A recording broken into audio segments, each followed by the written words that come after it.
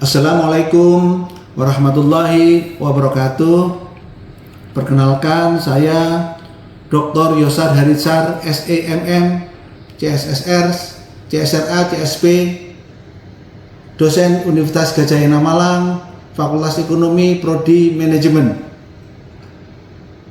Saya ditunjuk sebagai dosen pengampu manajemen keuangan, di mana 3 SKS untuk mata kuliah tersebut.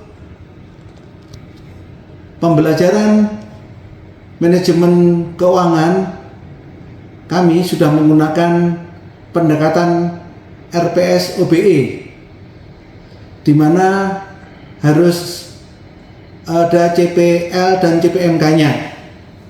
Antara lain CPL-nya yaitu menunjukkan sikap bertanggung jawab atas pekerjaan di bidang keahlian. 2. Menguasai konsep teoritis manajemen keuangan secara mendalam. 3. Mampu menerapkan pemikiran yang logis, kritis, sistematis, serta inovatif.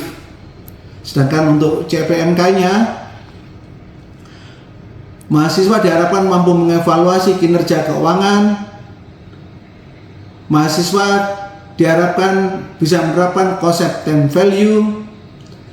Mahasiswa mampu merancang keputusan struktur modal dan kebijakan dividen, serta yang lainnya.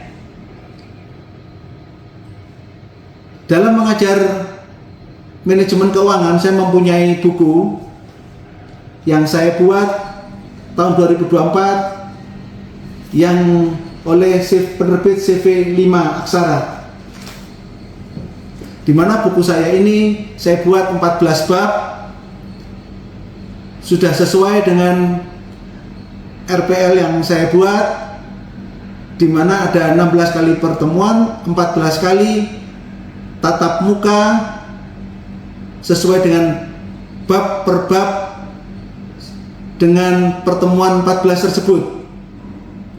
Sedangkan 2 yang lain kita evaluasi dengan UTS dan UAS. Untuk bobot penilaian, mahasiswa kami beritahukan bahwa di antara tatap muka sekali pertemuan itu bobotnya adalah 5 poin. Jika kali 14 maka 70.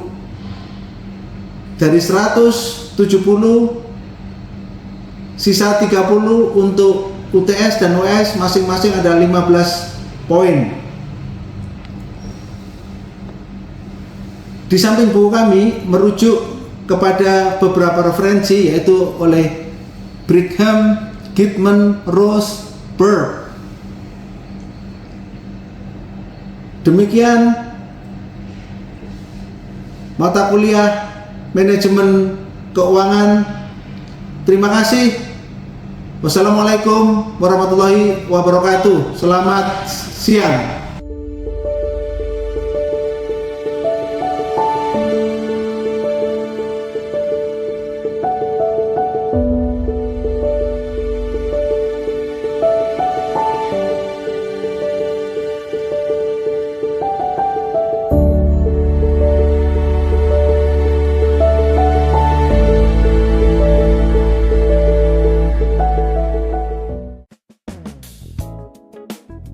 Selamat siang. Assalamualaikum warahmatullahi wabarakatuh.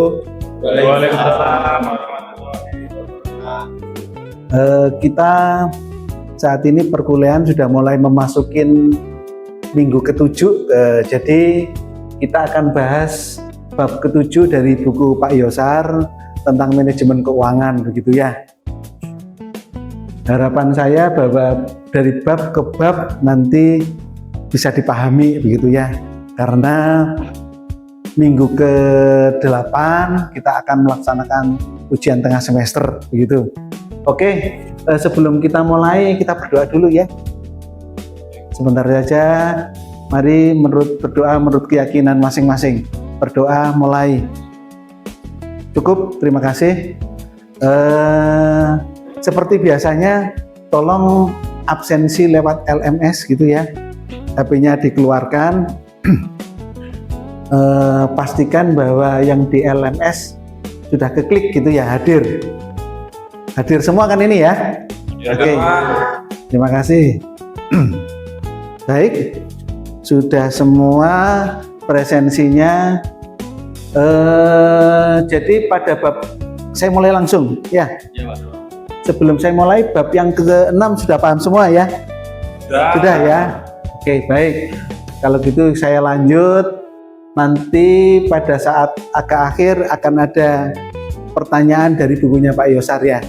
Yang pilihan berganda, tolong dijawab setelah saya paparkan presentasi hari ini, gitu ya.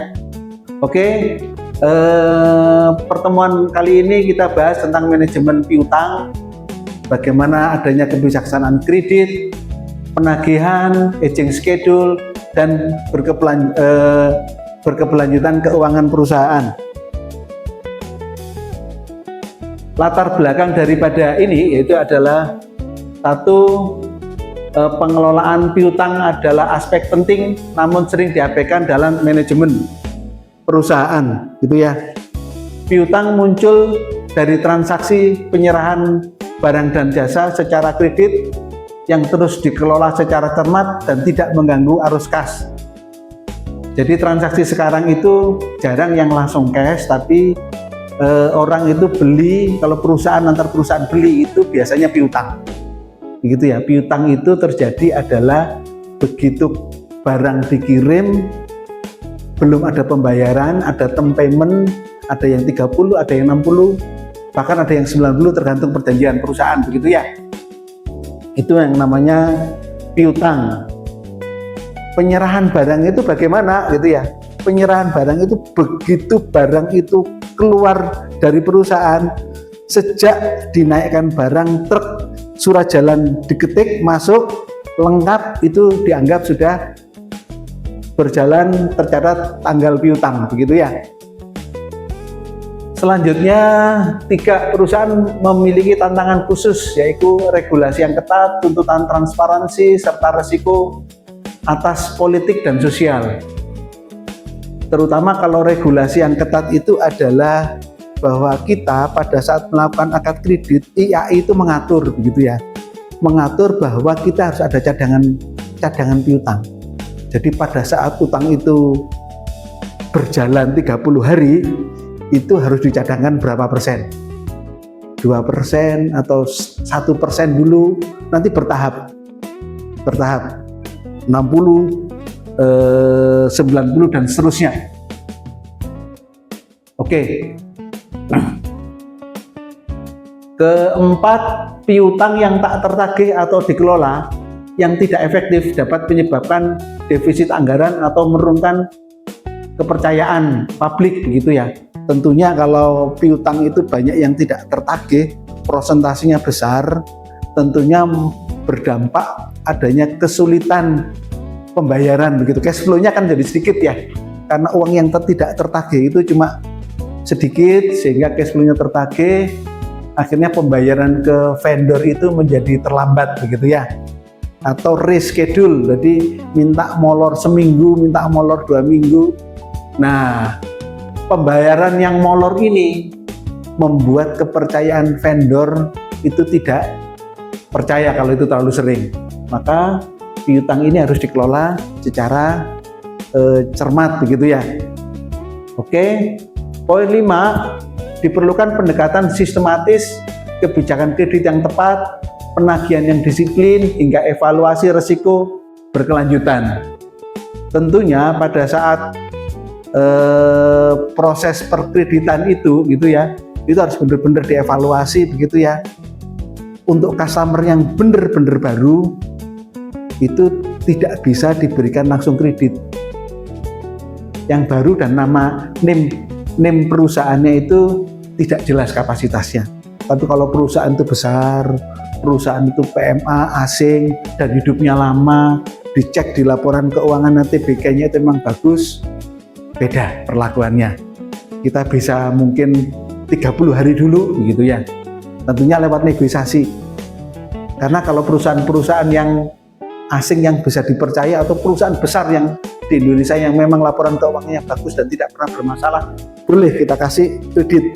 Tetapi untuk perusahaan-perusahaan yang kecil, yang tidak kenal apalagi baru, kita tidak bisa berikan kredit gitu ya. Baik. Pengertian manajemen piutang. Piutang adalah hak tagih yang timbul transaksi penyerahan barang dan jasa kredit yang harus dikelola secara cermat agar tidak menjadi beban bagi arus kas dan keberlanjutan operasional lembaga atau perusahaan yang saya sudah jelaskan tadi ya. Karakteristik perusahaan, regulasi yang ketat, kebutuhan transparansi, serta risiko atas politik dan sosial.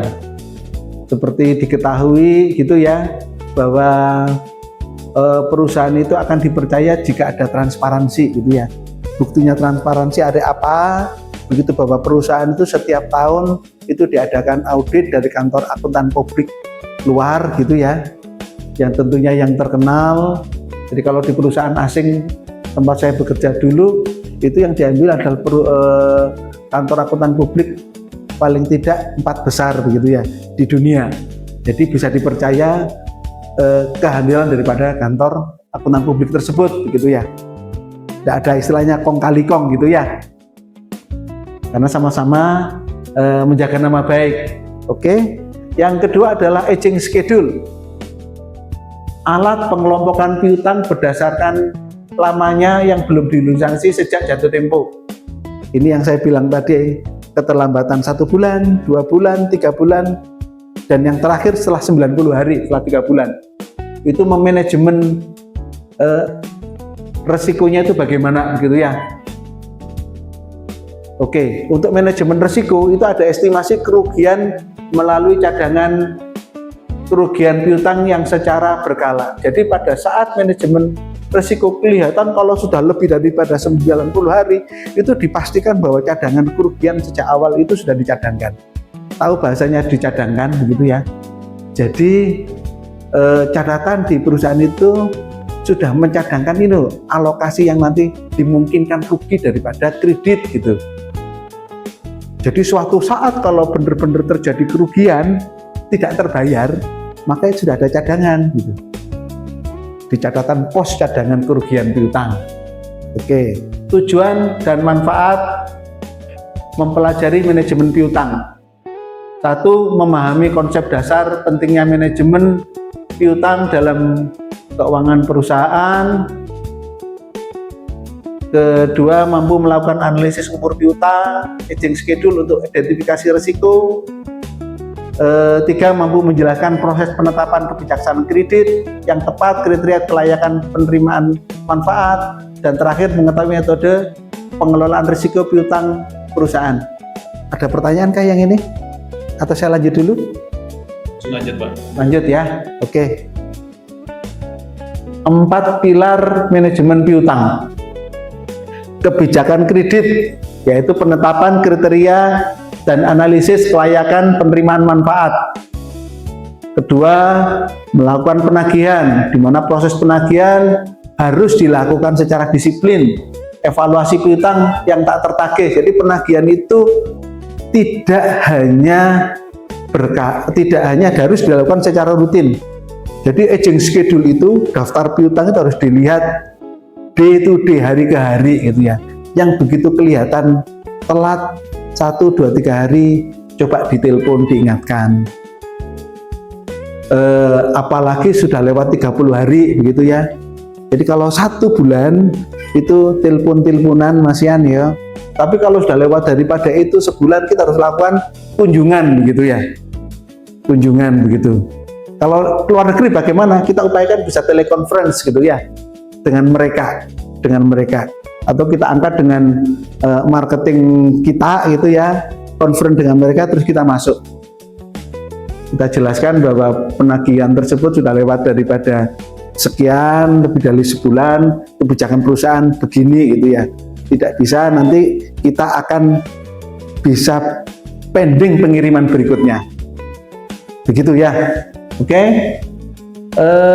Aging schedule, analisis umur piutang untuk memetakan tingkat risiko. Jadi aging schedule itu adalah laporan yang saya bilang tadi ada 30, 40, 30, 60, 90, ini harus dilihat terus ya. dianalisis ada masalah apa, itu harus selalu diangkat ke manajernya gitu ya, bahkan sampai direksi kalau sudah sampai levelnya 90 hari begitu ya, itu harus diangkat ke sana. Tapi kalau masih 90 ke bawah, itu dengan pimpinan manajernya itu harus selalu dikomunikasikan trik-trik penagihan model apa yang harus dilakukan. Jadi tidak dibiarin begitu ya. Jadi report tidak hanya sebagai report, tetapi benar-benar gitu ya. Yang terakhir berkelanjutan, transparansi, akuntabilitas, pengawasan keuangan secara lembaga. Jadi benar-benar manajer pimpinan perusahaan itu benar-benar mengawasi. Tapi laporan keuangan bulanan itu tidak hanya laporan keuangan, tapi aging schedule, laporan piutang harus ditonton. Harus menjadi bagian rapat di dalam manajemen tersebut, take actionnya bagaimana. Itu yang namanya berkelanjutan ya, transparansi, dibuka, ini ada dialog bagian penagihan, marketing diajak ngomong, begitu ya, bagaimana kejadian-kejadian dan antisipasinya agar perusahaan berkelanjutan. Selanjutnya, penetapan kebijakan kredit dan analisis kelayakan. Ini yang poin-poin awal ya. Jadi kebijakan kredit menjadikan pedoman menentukan siapa yang berhak mendapat fasilitas kredit. Tadi yang saya bilang, ya oleh perusahaan baru, gimana kalau perusahaan baru tapi besar, namanya asing dan lama gitu ya. Itu kebijakan. Terus syarat-syarat ketentuan disusun dengan prinsip transparansi, akuntabilitas, dan adil. 3 aspek analisis yaitu keuangan, kemampuan bayar berdasarkan pendapatan, aset, dan riwayat kredit. Nah, kita sekarang ini bisa melihat begitu ya, dari account bahwa kalau ini customer baru, misalnya customer, kalau Pak Yosar dulu kan di perusahaan filter ya, tentunya perusahaan rokok se-Indonesia itu kenal. Ada perusahaan besar, menengah, kecil gitu ya. Kalau besar pasti kita tidak ragukan begitu ya. Apalagi sekarang besar itu hampir 75% dibeli asing begitu ya.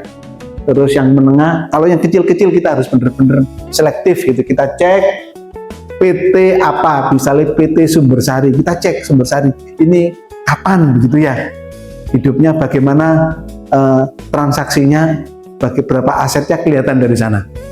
Itu sebelum kita menetapkan kebijakan secara keuangan. Administratif, kelengkapan dokumen, legalitas, kepatuhan pada prosedur. Jadi benar-benar bahwa customer yang masuk itu dilengkapi benar-benar prosedurnya.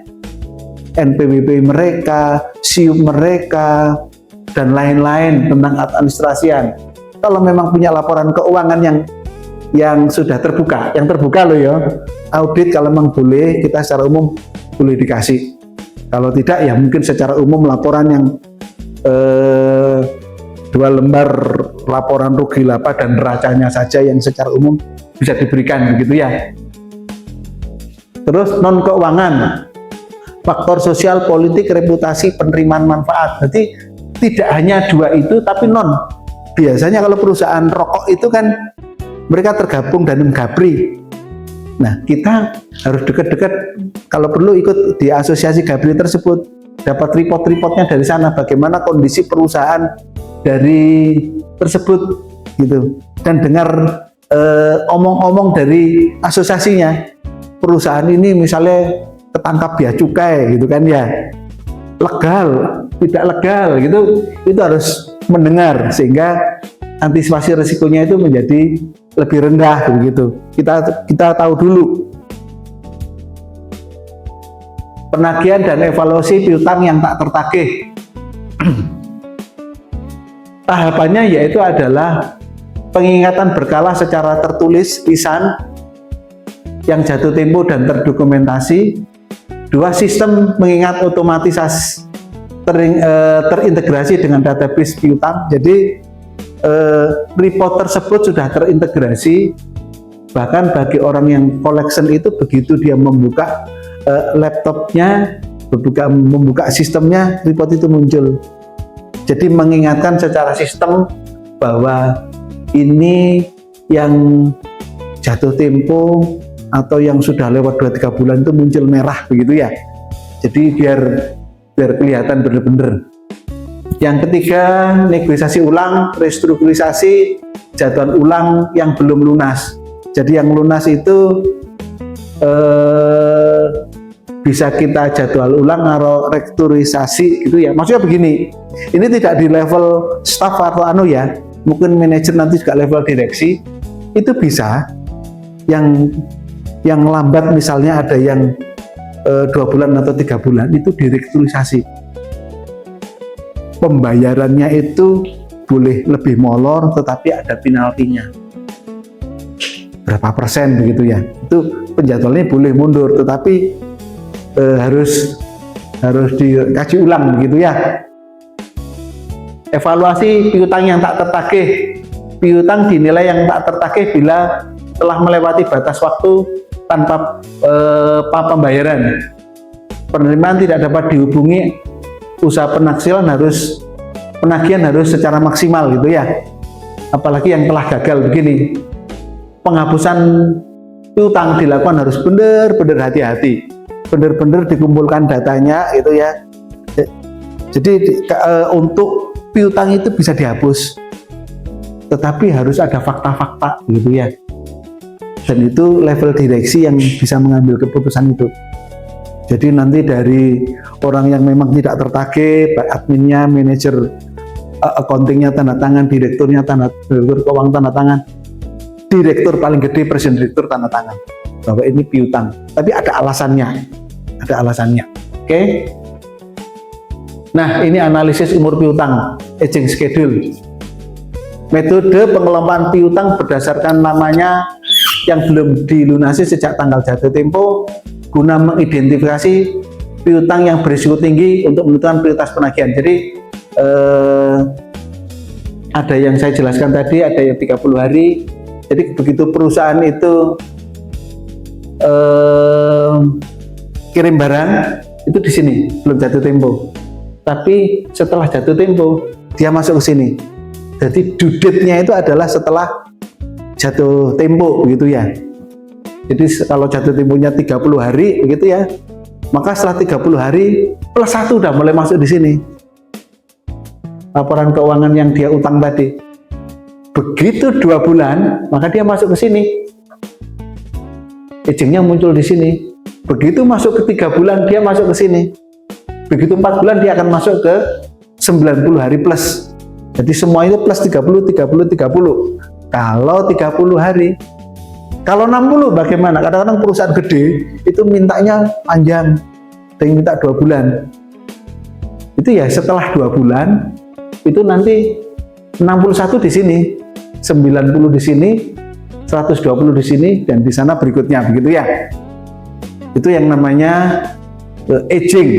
Tentunya saya kasih jelaskan ini ada risiko rendah, sedang, risiko tinggi, bermasalah. Pak, Oke. kalau kan ini kita menghadapi resiko rendah, sedang, resiko tinggi dan bermasalah. Itu bagaimanakah kita harus melakukan penanganan untuk menghadapi resiko-resiko tersebut? Oke. Penanganannya bagaimana begitu ya? Ya. Oke, terima kasih Ketua Kelas. Resiko-resiko ini harus memang penangannya berbeda-beda begitu ya. Penangannya berbeda-beda. Resiko yang sifatnya rendah itu harus dipastikan bahwa si bagian penagihan itu telah melakukan daily koneksi atau telepon dengan customernya yang bermasalah rendah ini, itu dapat informasi, harus digali betul-betul. Masalahnya apa? Pastikan ini. Dan ini tentunya dilaporkan dilaporkan ke manajernya atau pimpinan staf 1. Gitu. Bagaimana take action-nya, hasil rapat dengan manajernya, poin-poinnya apa? Itu harus tertuang take action-nya apa. Terus resiko sedang. Tetap masih bicara dengan manajer, tapi manajer akan ngomong dengan direksi. Kan manajer itu kan bisa rapat mingguan atau itu ya. Oke, siap. Resiko sedang. Jadi ini adalah manajer harus ngomong dengan direktur bagaimana atas resiko ini. Oke, kamu atasi aja misalnya begitu ya. Suruh itu kunjungan bagian penagihan itu, suruh ke sana. Nanti hasilnya apa? Oke. Sedangkan resiko tinggi itu harus direktur sudah mulai turun. Diajak rapat bareng bagian penagihan, manajer dan resiko tinggi bagaimana begitu ya.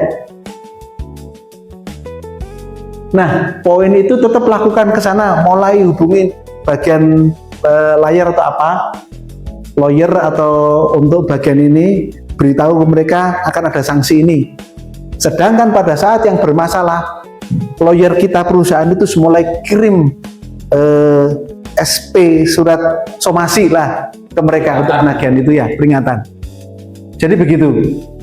Jadi memastikan bahwa piutang ini aman begitu. Baik, ada pertanyaan lagi? Oke, ada cukup ya Pak? Cukup ya. Dari yang saya jelaskan tadi itu ya, Pak Yosar kan punya buku begitu ya, punya buku sudah saya share tadi gitu ya. Tolong bisa dipahami. Pak Yosar ingin tahu 1, 2, 3 saja lah. Mungkin satu bisa dibacakan jawabnya apa? Pertanyaan pertama, apa tujuan utama dari analisis umur piutang atau exit schedule? Apa jawabnya? Mengidentifikasi piutang yang berisiko tinggi dan prioritas penagihan. Analisis umur piutang atau exit schedule digunakan untuk mengelompokkan piutang berdasarkan umur sehingga dapat diketahui piutang mana yang berisiko tinggi dan perlu diprioritaskan dalam penagihan. Oke, terima kasih. Good. Nomor 2.